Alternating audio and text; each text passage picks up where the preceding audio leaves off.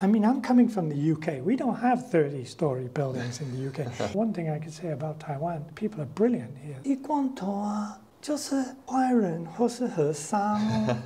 你是哪一个？ Do you mind just briefly introducing yourself? My name's Clive. I'm British. My background is architecture, interior design, and structural engineering. I came to Taiwan in 1989. I saw an ad in a design magazine. I went for the interview, and they said the job was in Taiwan. And at the time, I didn't even know where Taiwan was. So they sent me out here for 1 week. I mean, this place was crazy. It was like a scene from the Scott's Blade Runner. It wasn't always raining, and it wasn't always dark, you know. But, I mean, it was more about the noise and the smells and the people, which was all so new to me. In Chinese, we say, 热闹, you know. I mean, it was so different to London. Planning laws in the UK were not allowed to have stores and residential areas together. It was very different here. People were living and working in their front rooms. Shops were 24 hours. There was just this kind of frenzy and the chaos and the smells. The stinky tofu. Yeah, it's all over. Which I had a guy living right outside me. Yeah, that was tough. Taiwan back in 1989, like, wasn't the Fangbian nice place that it is today? You know, in 1989, you couldn't get a cup of coffee. I went out and they said, what do you want to drink? And I said, I'll have a cup of coffee. And they all kind of look, you know. Whoa. Because it was really expensive. What was navigating life like in the first couple of years without Chinese back then? There were no English signs in those days. I used to have a little motorbike. And one day I just went somewhere and I just was completely lost.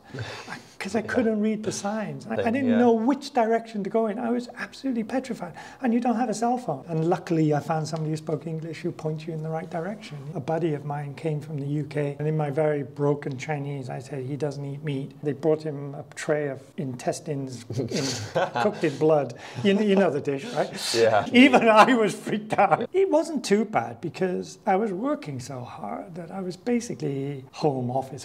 Nightclub. It was brilliant for that because the nightlife here at that time was left over from the Vietnam vets. In those days, we weren't allowed to get working visas. 我跟那个英国公司的合约是3个月，他已经更新第3次，所以我已经在这里9个月，我就跟他说，那你要付一个中文老师给我。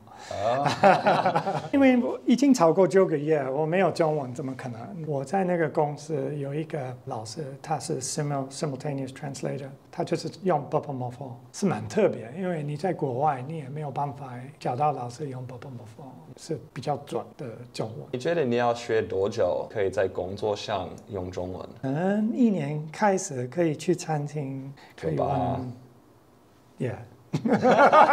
可以讲，可以跟记者师傅讲，我好好玩哦。其实我刚来的时候，我上一个计程车，那个 driver 就说，先生，你知道我们台湾就有2种跟着你一样的。我说什么意思？剃光头啊，就是坏人或是和尚。你是哪一个？他就在问你，我就说阿弥陀佛，是不是我很奇怪？我不知道。我每天起来的时候，我要看我是戴哪一个头，是讲英文的头，还是讲中文的头？有的时候你就中文就是没有办法讲，或是英文没有办法讲。其实我在这里那么久，我讲英文也很困难。我讲中文是小孩的中文，所以我就忘了，我就完蛋，我就什么都不能讲。Coming here, obviously, communication is different. When to talk. When to argue, when to let it go. And if a client ever says to you, it's bad feng shui, it's done. You know it's a redesign. Not always can they put their finger on what they don't like, but they don't like something. Bad feng shui would become the easiest way to explain to me. You don't get it, white boy. Sorry. What were some of your first projects here? So I went to work for a local guy. He was an ex-movie star from Macau. Virtually the first day I started there, he gave me this project, which was a 30-story tower in Taiwan. I mean, I'm coming from the UK. We don't have 30-story buildings in the UK. In fact, at that time, there were no 30-story buildings in Taipei. So I put together a concept for this without any knowledge of how the process would work and how it would be constructed. I'm sorry to say it wasn't my best work. It's the first craft. It can't be that good. And I'll never forget that many years later, I had an opportunity to do another building in Taichung. The boss of the company, his office was looking at the building which I had designed previously. And he sat me down in his office one day. He just said to me, there's your thing. Please promise me our building won't look like that one. 34 years has flown by.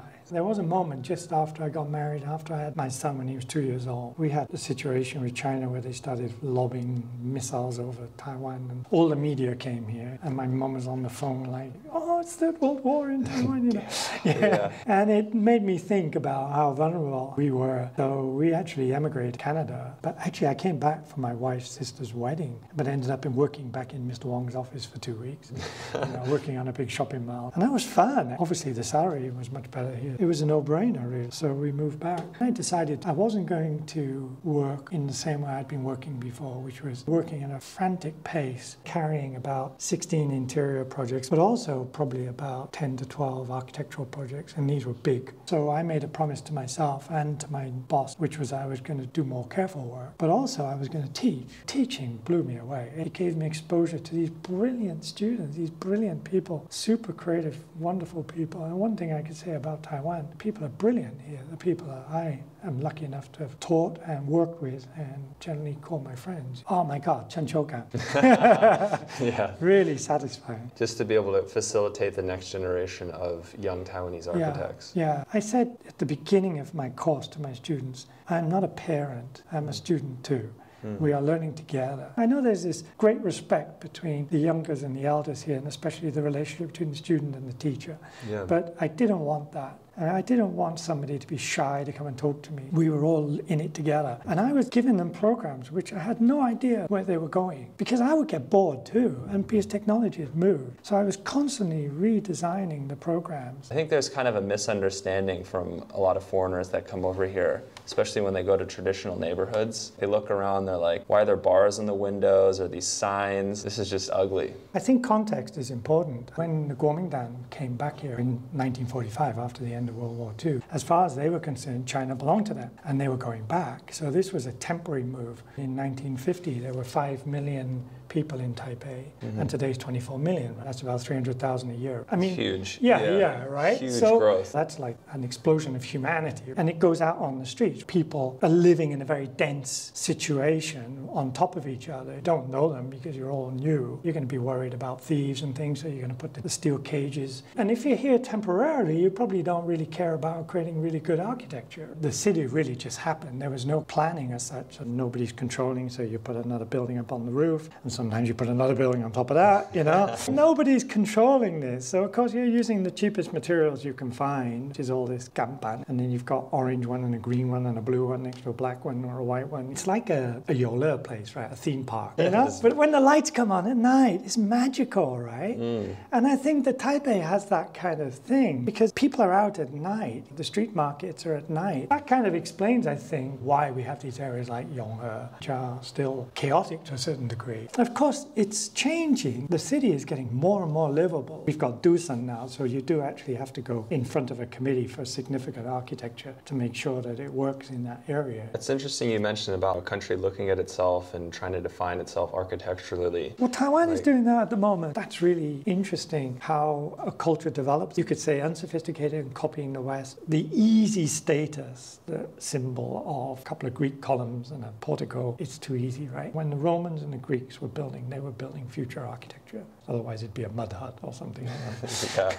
Yeah. Right? Slowly become sophisticated, then becoming comfortable with their culture, and then taking their culture into the future. And that's really exciting. That's probably where we are now. And so when you talk about what is Taiwan culture, what is the history of Taiwan in modern contemporary architecture, when you see something, you'll know it because it's not something necessarily copied from the West. Or maybe it is, but it fits in its environment. And it could just be a collection of white boxes, but it's right. It functions. It looks good. Is that Taiwanese? No, but it's made by a Taiwanese architect on a Taiwanese site. So yes, it's Taiwanese. I was always aware that a lot of wealthy people's children were going to the best universities in the US and Europe. But for many years, a lot didn't come back. But now they're coming back because they see the opportunities here.